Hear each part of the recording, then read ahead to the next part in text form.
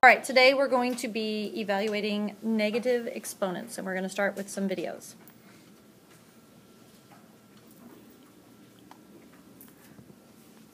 Hello mathematicians.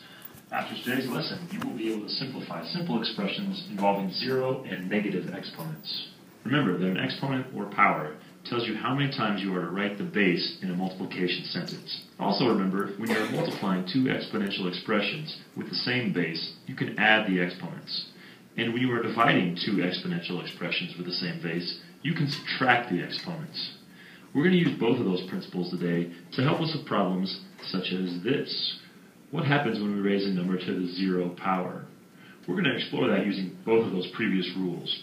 So here we are multiplying two exponential expressions that have the same base. The rule we just discussed tells us that we can add our exponents. So this equals 2 to the 3 plus 0, which is just 3. 2 to the 3 equals 8. And when I multiply it times 2 to the 0, I just get 2 to the third, which is, again, 8. So 8 times 2 to the 0 must equal 8. Any thoughts on what 2 to the 0 might equal? Let's check it out another way. Here I have two exponential expressions being divided. They're the same base, so we learned that you can subtract those exponents. So 2 to the third divided by 2 to the third, I can subtract the 3 minus the 3 and I get 0. I get 2 to the 0. But if we expand this and go 2 to the third, which is 8, divided by 8, we know that is equal to 1. So apparently 2 to the 0 equals 1. Does that go along with what you thought 2 to the 0 was going to be from this previous example? 8 times 2 to the 0 was supposed to equal 8. So, yeah, that makes sense that 2 to the 0 must equal 1, because 8 times 1 is 8. So, 2 to the 0 power is 1. We could recreate this process with any number and find out that any base raised to the 0 power will equal 1. Now let's discuss negative exponents. B to the power of negative a. Let's do it the same way and explore a couple problems that have negative exponents. So, according to our rule, since we're multiplying two exponential expressions that have the same base, we can add these exponents. So 2 to the third times 2 to the negative third would equal 2 to the 3 plus negative 3. What is 3 plus negative 3? That's 0. So when I multiply these two terms, I actually get 2 to the 0, which I know to be 1 now.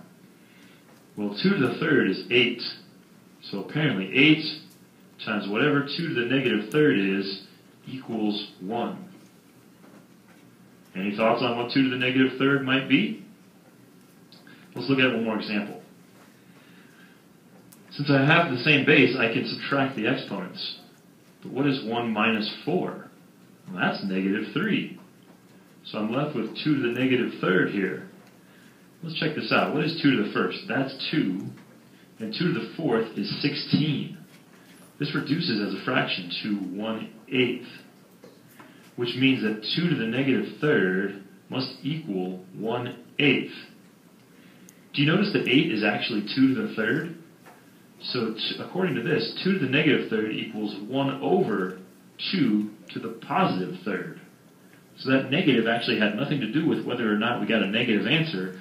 It only took the 2, the base, and sent it to the denominator, where it now has a positive 3. Is that what you were thinking up here when you said 8 times 2 to the negative third must equal 1? Must 2 to the negative third have equaled 1/8? That makes sense. 8 times 1/8 would equal 1. So, any base b raised to a negative power is actually equal to 1 over that base raised to the positive power. Let's explore this through a quick chart. In this chart, I keep a consistent base of 2. When raised to the third exponent, you have 2 times 2 times 2, which equals 8. Now watch as the exponent decreases by 1. When the exponent comes down to 2, you have 2 to the second power, which just equals 4. And then go down one more, and I do 2 to the first power, which equals 2. Notice how each time I'm dividing by 2 to get down to the next level. Well, let's follow the chart and go down to 2 to the 0 power. 2 to the 0 power would be 2 divided by 2, which equals 1. Hey, what about 2 to the negative 1? 2 to the negative 1 would equal 1 divided by 2, which is 1/2. So we could write it as 1 over 2 to the first power. Then go down one more to negative 2, and 2 to the negative second, we would divide 1/2 by 2. which is 1/4, or 1 over 2 to the power of 2. You can now simplify simple expressions involving 0 and negative exponents. All right, here's another video that kind of goes into a little bit more detail with the negative exponents. Hello, mathematicians. After today's lesson, you will be able to simplify intermediate level expressions involving 0 and negative exponents. You already know that any number raised to the 0 exponent is equal to 1. You also know that any number raised to a negative exponent is equal to 1 over that base raised to the positive exponent. Previous lesson, we used both of these concepts to simplify very basic and simple expressions. Today's lesson, we'll look at problems that have a little bit higher level of thinking. Often throughout algebra and into calculus, you will find negative exponents in the denominator of an expression. For instance, here we have 1 over x to the negative third. From what you learned previously, you would know that x to the negative third is equal to 1 over x to the third.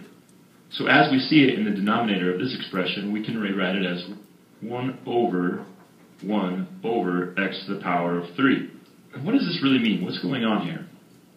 Well, fractions always indicate division. So I actually can rewrite it like this as 1 divided by 1 over x to the power of 3. Now you know about fraction division and that you can rewrite it as multiplication of the reciprocals. So we can rewrite this as 1 times x cubed over 1, which turns out to just be x cubed. So 1 over x to the negative 3 is equal to x to the positive 3. Can you see how we can make a generalization from this? When we had a base raised to the negative exponent in the denominator, the base ended up going into the numerator and having a positive version of that exponent. You can look at this x cubed as being in the numerator by writing it over 1. And conversely, when we had x to the power of negative 3 in the numerator, so again we could put it over 1 to show that it is in the numerator, the base x went into the denominator where the exponent has a positive 3 now. So when a base is raised to a negative exponent, the base was in the denominator, it goes to the numerator and now has a positive exponent. If a base was in the numerator and had a negative exponent, the base goes to the denominator and has a positive exponent now. Now that we've demonstrated this mathematically, I do like to have a little visual that helps me understand really what negative exponents can do. And we start by thinking about the numerator and the denominator as an upstairs and a downstairs, with a staircase that connects the two. There is a locked door to the staircase in both the numerator and the denominator. So for instance, let's look at b to the power of negative a upstairs in the numerator. Well, what I look at is, I look at the negative sign as a key to that door. So b to the negative a goes over to the door, uses the key or that negative sign to unlock the door, and can now travel down the staircase. It leaves the key in the door, and is now b to the positive a in the denominator. Now, since there was nothing left in the numerator, nothing left upstairs, we had to rewrite it as a 1 up there. Same way of going the other way. Let's say we had a base with a negative exponent downstairs. Well, the base has the key. B to the negative a can go over, unlock the door, travel up the stairs, but remember, it leaves its negative sign, its key, in the door. So it's no longer negative when it gets up there, and we have b to the positive a over 1, which we could just write as b to the positive a. So hopefully this visual will help you understand what you can do with bases that have negative exponents in the numerator and in the denominator. We're going to look at 2 ways to do this. But for both of them, anytime I look at a problem that involves division and exponents, I would rather write the division as a fraction. So I'm going to rewrite this as 2 to the negative third over 2 to the fifth. The division can be rewritten as a fraction. So one way to look at this is to remember the rule that said when we're dividing 2 exponential expressions with the same base, we can subtract their exponents. So we would be subtracting the negative 3 minus 5, which leads to negative 8. So we get 2 to the negative 8.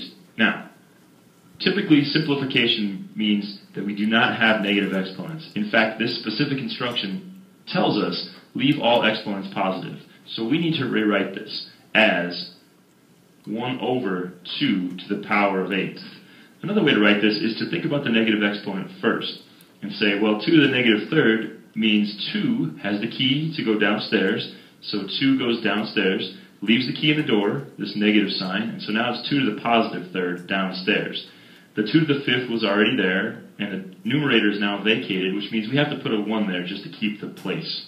Now we can apply the rule that says when multiplying two exponential expressions that have the same base, you add their exponents. So we get 2 to the power of 8, 1 over 2 to the 8th. Same answer either way. You can now simplify intermediate expressions involving 0 and negative exponents. So let's do some quick checks to review from yesterday. If we have the same base, we can add our exponents. Again, you don't have to write all these down. So again, same base, a to the 6 times a to the 6, we would add the two exponents and get a to the 12th. If we're dividing and we have the same base, remember we take the exponent in the numerator and subtract the exponent in the denominator. So this would be 9 minus 4 to give us 10 to the 5th.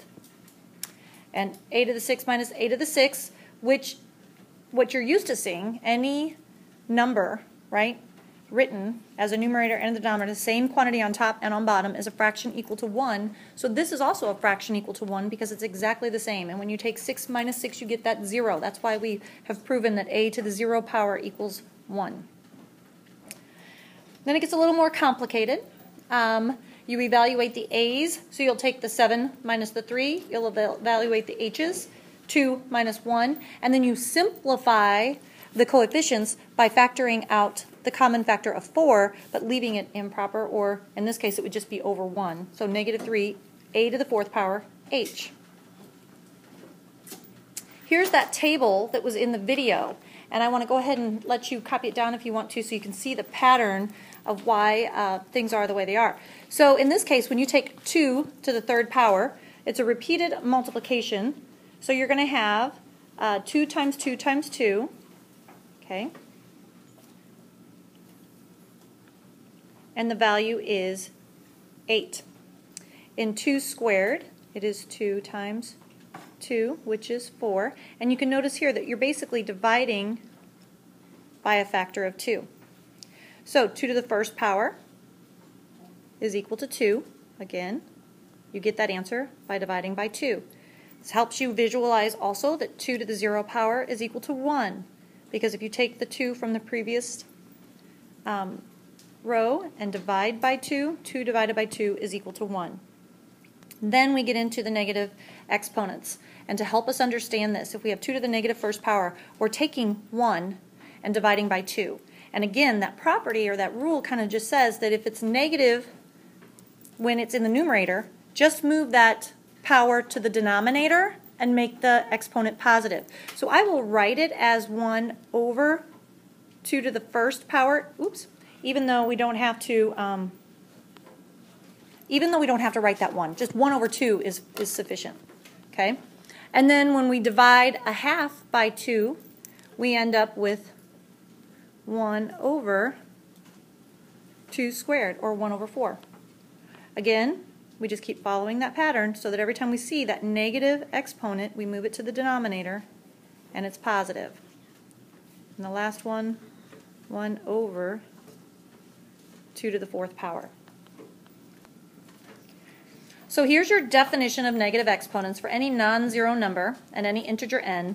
When a is raised to the negative n power, you can make that a positive exponent by putting it in the denominator. So it becomes 1 over a to the positive n.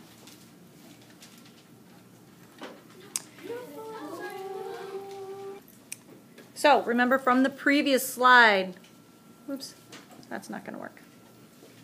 Remember from the previous slide that a to the negative n is equal to, let's get this in the right form, 1 over a to the n.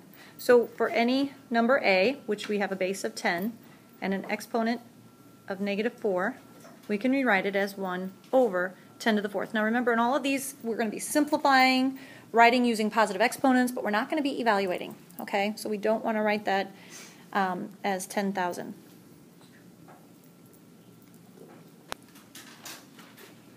If we take something like b divided by c cubed and we write it without using a fraction bar, okay, what does this really mean?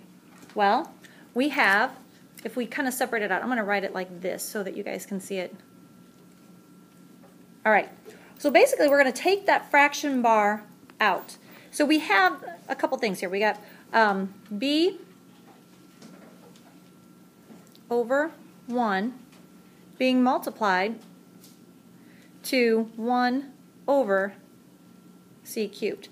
So if we want to, we can write the b by itself, right, without the 1.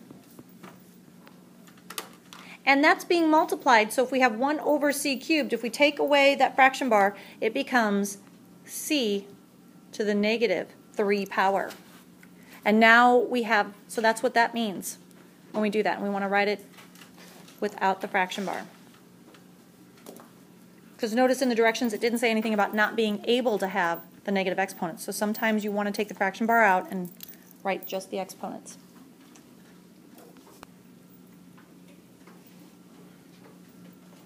For example 3, we're going to find the product and we're going to write our answer with only positive exponents. So this is kind of a review from yesterday. We can multiply the coefficients. So using the commutative property, we could get 9 times 5 times h to the negative 2nd power times h to the 10th power. So when we take 9 times 5, we get 45. Here, we will have h to the negative 2 plus 10 power. So with a little integer addition, we would already get the positive exponent and we're fine. If, however, say something changes and the problem changes and we start out with something like 9h to the negative 2 times 5h to the negative 10, which would give us 45h to the negative 12, and it said use only positive exponents. What do you notice about this? We're not going to move the whole thing to the denominator, right? The only thing with the negative exponent is h. That's the only thing. 45 is like 45 to the 1st power. That's a positive number. So we would leave 45 behind and bring h to the 12 down. All right, so that's another example. Let's call that 3.1 because it's kind of, if you have two negatives and when you add them together you get another negative, you get a negative exponent, and since we can't leave the exponent negative, don't bring the whole 45, the coefficient doesn't come down, just the variable or whatever it is that is being raised to the negative exponent.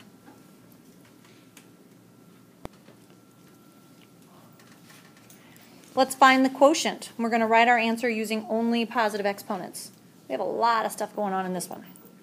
All right, so we have the coefficients, the 21 over the 7. Okay, they both have positive exponents, so they're probably going to stay where they are, but we could probably divide out a common factor. We have h to the negative 8 over h squared, and you know that when you're dividing, and it's the quotient property, you're subtracting those coefficients, which will give us a negative coefficient, exponent. Why am I calling them coefficients? Negative exponent. And then f to the negative 2nd power over f to the negative 14th power. So we could write this out. I would do 21 over 7 h negative 8 minus 2 f negative 2 minus 14. Okay. Common factors for 21 and 7 would be 7. So if I divide 21 by 7, I get 3. If I divide 7 by 7, I get 1. So I get 3 h to the negative 10th power, f to the negative 16th power, and since I can only use positive exponents, these two right here have to go to the denominator. The 3 stays where it is. Okay?